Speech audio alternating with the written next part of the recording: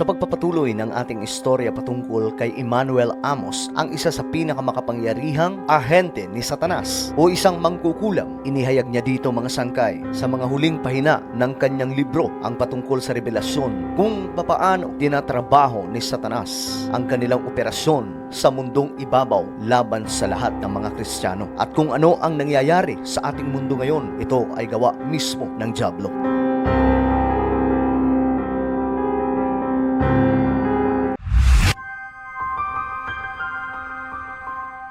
Hello, what's up mga sangka? This is me. I'm back for another vlog today. Huwag niyo pong kalimutan syempre na i-subscribe ang ating YouTube channel, i-click ang bell at i-click niyo po yung all. Sa mga nanonood po sa Facebook, i-follow niyo po yung ating Facebook page. Nasa mga huling yugto na po tayo ng ating kwento patungkol sa isang pambihirang mangkukulam sa ating mundo na isa sa mga agent ni Satanas. Sa ating vlog ngayon ay pag-uusapan po natin ang revelasyon ni Emmanuel Amos kung ano daw ang mga operasyon ni Satan Lucifer kasama ang kanyang kampon sa ating mundo. Papaano dinadaya at pinapatay ang espiritual na pamumuhay ng isang Kristiyano.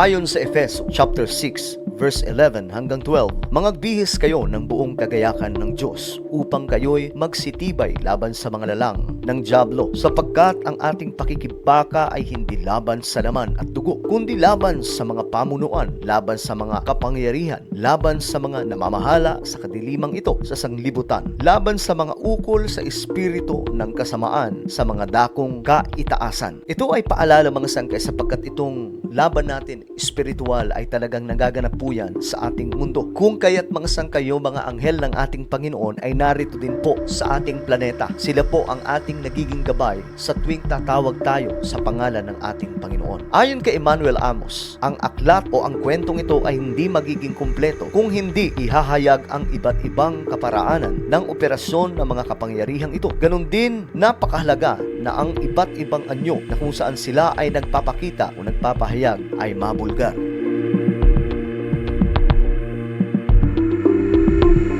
Ayon kay Emmanuel Amos, nung siya ay isa pang ahente ni Satanas, nakikita niya ang mga Kristiyano kung ano ang kanilang ginagawa, kung ano po ang totoong kalagayan ng isang Kristiyano. At isa sa isiniwalat niya, mga sangkay, sa tuwing sinasambit daw ang pangalan ng ating Panginoong Hesus, lumalabas sa bibig ng isang Kristiyano ang makapangyarihang apoy na sa spiritual realm lamang po pwedeng makita. Kapag ang isang Kristiyano ay tumindig sa kapangyarihang binigay sa kanya ni Kristo at nagbigay ng isang utos sa pangalan ni Jesus, apoy ay lumalabas sa kanyang bibig at ang bawat demonyo na nagkokontrol ng mga sirkumstansya o mga problema ay dapat sumunod. Wala raw pong nagagawa ang kampon ng kadiliman na siyang dati niyang kinabibilangan. Si Jesus ay buhay. Ngayon, minamasdan na magaganap na tunay ang bawat salita niya. Muli, nais daw ni Amos bigyang diin ang isang mahalagang katotohanan. Maraming mga Kristiyano ay hindi napapansin at kung saan ay ginagamit ni Satanas.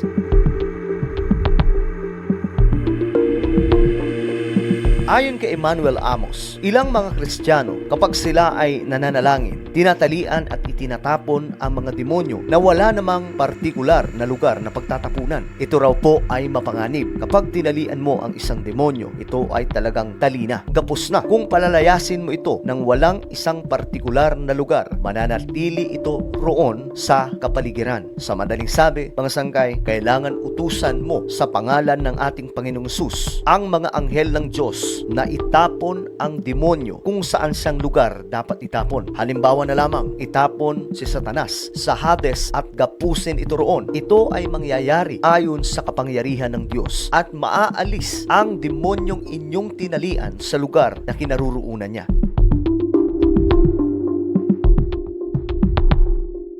Ayon kay Amos, kung ang demonyo ay sinaway lamang palabas sa isang tao, maaari siyang bumalik o pumasok sa sinumang nasa paligid na hindi isang Kristiyano. Kaya nga ang mga Kristiyano ay dapat maging maingat sa pakikitungo sa mga demonyo. Siguraduhin ang demonyo ay kapos na, napalayas pa at naipadala sa isang partikular na lugar. Ito po ang paalala ni Emmanuel Amos. Kapag ka mayroon pong sinasaniban ni Satan, kailangang siguraduhin mapapalayas at maigagapos ito at maipapadala sa isang tamang lugar na dapat niyang pagkalagyan. Nang sa ganon, hindi ito manatiling gapos sa iisang lugar lamang. Eksperto si Amos sa mga ganitong bagay sapagkat siya ay kabilang sa mga ito. Kabilang siya sa mga ahente ni Satanas. Ilang mga Kristiyano kapag nananalangin ay nagsasabi, tinatalian ko ang demonyo sa pangalan ni Jesus. Sa daigdig ng espiritual, makikita mo talaga ang mga demonyo nakatindig ng tuwid, naghahantay ng susunod na utos. Subalit kung ang Kristiyano ay huminto sa puntong iyon, hindi niya natulungan ang biktima. Ang biktima ay ang mga taong walang kalaban-laban na dinadaya at pinaglalaruan ni Satanas.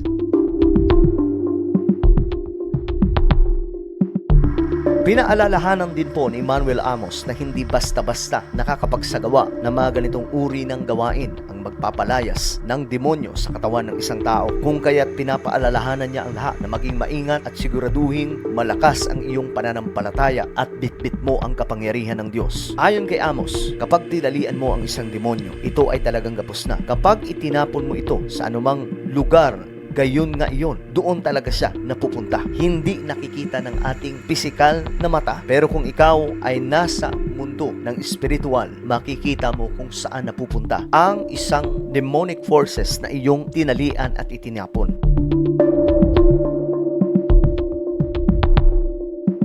Ayon kay Amos, hanggat hindi ka nakikipagsalamuha sa anumang kasamaan o kasalanan kundi nabubuhay ka sa kalooban na ng Diyos, anumang utos daw na ibigay mo sa dyablo o sa kanyang mga ahente sa pangalan ni Jesus, silang lahat ay sumusunod. Ganun po ka makapangyarihan ang pangalan ng ating Panginoon. Kung ikaw daw po ay talagang sumusunod sa kalooban ng Diyos at hindi ka namumuhay sa kasalanan, anuman ang iutos mo sa dyablo, siya ay walang magagawa. Siya ay sumusunod. Ganun ka makapangyarihan ng ating Panginoong Hesus. Ipinangako ng Diyos na gagawin niya ang bawat salita niya.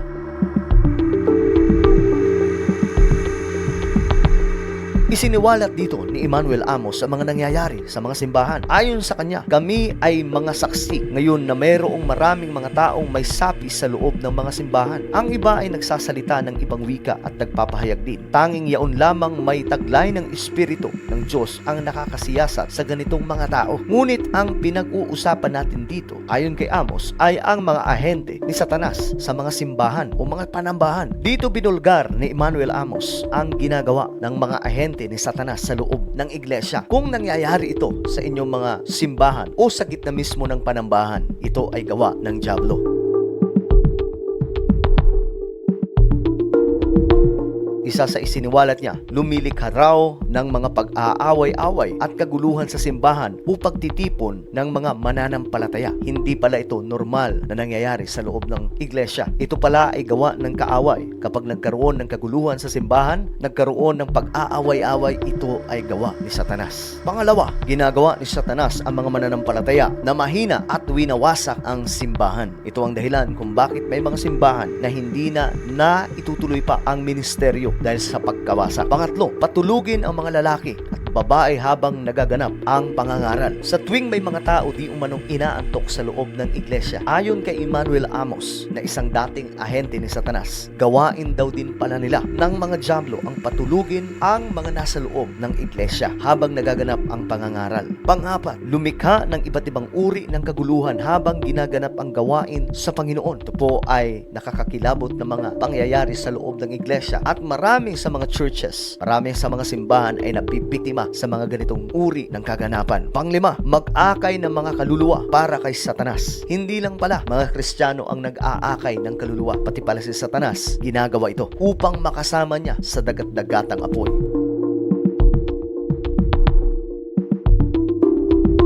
Dito nagpaalala si Emmanuel Amos, ang mga Kristiyano ay dapat manatiling tapat sa bawat salita ng Panginoon. Sapagkat kung sila'y sumusuway o makilahok sa mali, malamang sila ay mahuhulog sa bahagyang pagtatangka ni Satanas o ng kanyang mga ahente na hindi nakikita ng ating mga normal na mga mata. Ang mga Kristiyano ay tinawag mula sa kadiliman tungo sa kagilagilalas na liwanag ng Diyos. Ang mga Kristiyano ay tinawag sa lubos na paghihiwalay mula sa sanglibutan at sa mga inaalok nito.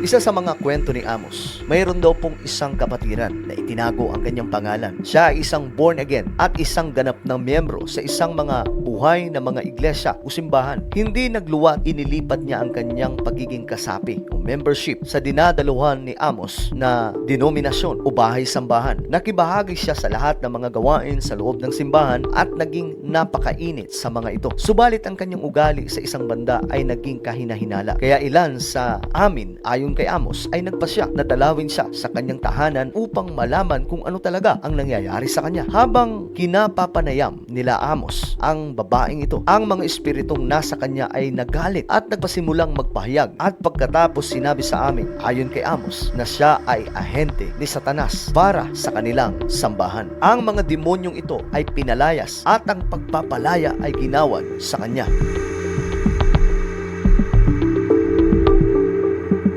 Tanong ni Amos, "Kapatid, papaanong nangyari na ikaw ay naging isang ahente ni Satanas, subalit isang ganap na miyembro ng simbahan?" Ang kanyang sinabi ay ang mga sumusunod. Nagsimula ang lahat pagkatapos ng isang panglingguhang gawain. Isang babaeng mananampalataya ang inakala niya na nagpunta sa kanya at nagpahayag na maging malapit na kaibigan. Hinangaan niya ang kanyang kristyanong pamumuhay. Tinanggap niya ang kanyang alok na pagiging magkaibigan na walang anumang pasubali. Ang dalawa ay nagtungo sa bahay ng babaeng ito. Kasama ang tinatawag niyang sister ay naglabas ng mga saging at mani na kapwa nilang kinain. Nanatili pa sila sa babaeng ito ng ilang oras at di kalaunan ay umalis. Ang kanyang mga pagdalaw ay naging regular at sa bawat pagdalaw nagdadala siya ng mga regalo sa babaeng ito. Ang mga regalo ay mula sa mga damit, mga sapatos, salapi at iba pa. Sa ilang mga pagkakataon, ang kaibigan niya ay dumarating na may mga kasamang marami pang ibang babae. Ito'y nagpatuloy ng ilang panahon at nang makita niya na siya ay nagtagumpay sa pagpatay ng ilaw ni Kristo sa babaeng mananampalataya, nagbagong anyo siya at nagpasimulang dalawin ang mananampalatayang ito sa pamamagitan ng kanyang espiritual.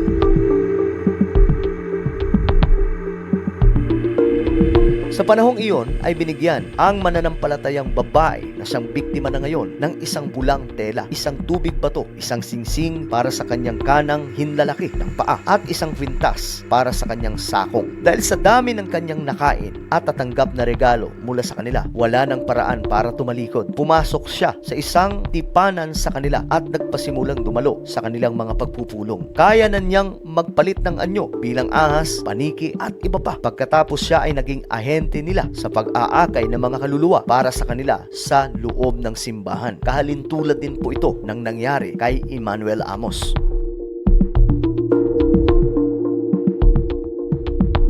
Subalit sa panahong ito, napalayas nila Emmanuel Amos ang mga dyablo na nasa loob ng katawan ng kanilang kapatiran na nabiktima ni Satanas at naging ahente pansamantala. Ang lahat ng mga regalo na ibinigay sa kanya ay nawasak at siya ngayon ay maligayang muli sa Panginoon. Ayon kay Emmanuel Amos, ang lahat ng ito ay nagsimula lamang sa isang kakaibang pakikipagkaibigan. At dahil ang babaeng ito ay kulang ng pagsisiyasat ng espiritu at hindi mapagmatyag na gaya ng inutos ng Panginoon, siya ay nabiktima.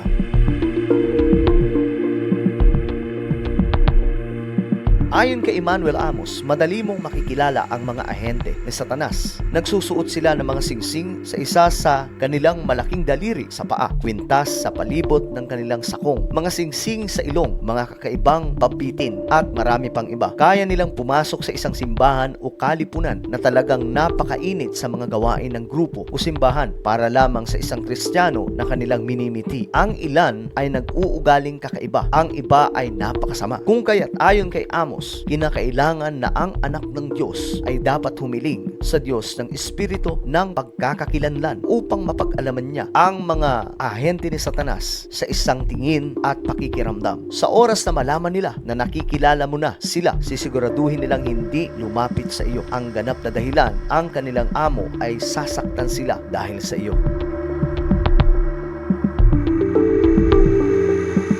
Sila ay gumagalaw sa iba't ibang anyo sa palengke o kahit saan. Ang palengke ay isa sa pinakamalaki nilang lugar ng operasyon, kagaya ng isang hotel na kung saan ay naghahantay sila sa lalaki. Sa palengke, dinadampot nila ang kanilang mga biktima. Ilang mga buntis ang kanilang inilalaglag ang mga bata sa sinapupunan upang kumuha sila ng dugo mula sa kanilang blood banks. Sinasamahan nila ang ilang mga biktima sa kanilang tirahan upang madalaw nila tuwing gabi. Ito'y nangyayari sa mga di mananampalataya. ilang mamahaling mga produkto na itinitinda sa palengke o sa mga lugar pamilihan. Halimbawa ang mga kwintas, mga lipstick, mga pabango at pagkain na may kakaibang pinagmulan. Mayroong ilang mga gawain na ang mga Kristiyano ay dapat mapagmatyag sapagkat maaari kang makakita ng dalaga o kaya naman isang binata na bigla na lamang hahawakan ng iyong tiyan, anumang bahagi ng iyong katawan. Nagdudulot ito ng karamdaman. Ang Kristiyano ngayon ay dapat sa karanasang ito ay magbigay ng utos sa ngalan ni Jesus at pakalatin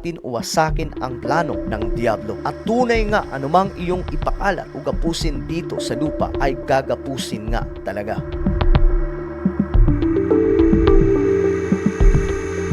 Ang mga dyablo ayon kay Emmanuel Amos ay naglipana sa ating mundo magpahanggang sa kasalukuyang panahon. Kaya't kung mapapansin po natin ngayon mga sangkay, nagiging normal na lamang po ang gawain sa mundo. Ang mga mali na tinuturo sa Biblia na huwag gagawin ay nagiging normal sa ating society, sadyang napakasama na ng mundo natin ngayon. Kung kaya tayo mga Kristiyano, tayo ay dapat maging maingat. Tayo dapat ay laging babad sa pananalangin at ang ating pananampalataya ay nasa mataas na antas upang kahit anong gawin na pag-aalok ni Satanas ay hindi pumadaya ang sinumang mananampalataya.